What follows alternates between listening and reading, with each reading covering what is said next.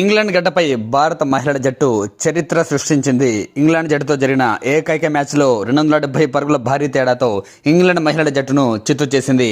నిజానికి ఇదే ఇంగ్లాండ్ పిచ్చెస్లో జరిగిన వరల్డ్ కప్లో టీమిండియా ఆశించిన స్థాయిలో రాణించకపోయినప్పటికీ, సెమీఫైనల్లో ఓడిపోయినప్పటికీ ఏకైక టెస్ట్లో మాత్రం అదరగొట్టేసింది. అసలు సొంత గడ్డపై ఇంగ్లాండ్ జట్టు టీమిండియాకు ఏ మాత్రం పోటీ కూడా ఇవ్వలేకపోయింది. బ్యాటింగ్ కావచ్చు, బౌలింగ్ కావచ్చు, ఫీల్డింగ్ కావచ్చు, ఇలా ఏ డిపార్ట్మెంట్లో కూడా టీమిండియా మహిళల జట్టు ముందు ఇంగ్లాండ్ మహిళల జట్టు అసలు నిలబడలేకపోయింది.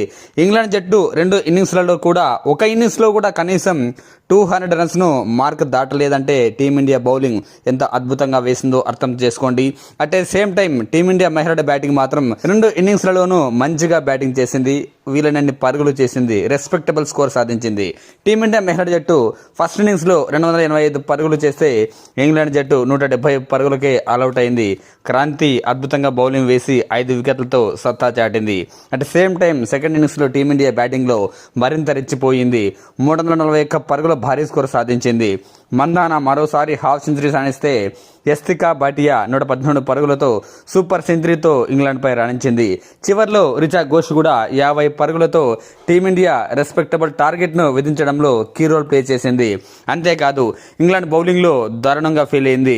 27 ఎక్స్ట్రాలు కూడా వేసింది ఇంగ్లాండ్ బౌలింగ్ యూనిట్. అలాగే ఎగిల్స్టన్ 5 వికెట్లతో రాణించినప్పటికీ దాదాపు 120 పరుగులు ఇచ్చుకుంది తన స్పెల్లో.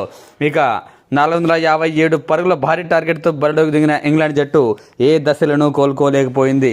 2వ ఓవర్ నుంచి వికెట్ల పతనం మొదలైంది. ఈ జట్టులో అమీ జోన్స్ 54 పరుగులతో టాప్ స్కోరర్గా రాణిస్తే, చివర్లో ఎగిల్స్టన్ 50 పరుగులతో రాణించింది. శ్రేయస్ రాణా 4 వికెట్లు తీస్తే, దీప్తి, సయాలి, క్రాంతి గౌడ్ చెరో 2 వికెట్లు తీశారు. ఇంగ్లాండ్ సెకండ్ ఇన్నింగ్స్లో 186 పరుగులకే ఆల్అవుట్ కావడంతో దాదాపు 270 పరుగుల భారీ తేడాతో టీమిండియా మహిళల జట్టు చారిత్రాత్మకమైన లార్డ్స్ గ్రౌండ్లో చారిత్రాత్మక హిస్టారికల్ విజయాన్ని సొంతం చేసుకుంది. ఫస్ట్ ఇన్నింగ్స్లో 5 వికెట్లు, సెకండ్ ఇన్నింగ్స్లో 2 వికెట్లు తీసిన క్రాంతి గౌడ్కు man of the match award లభించింది.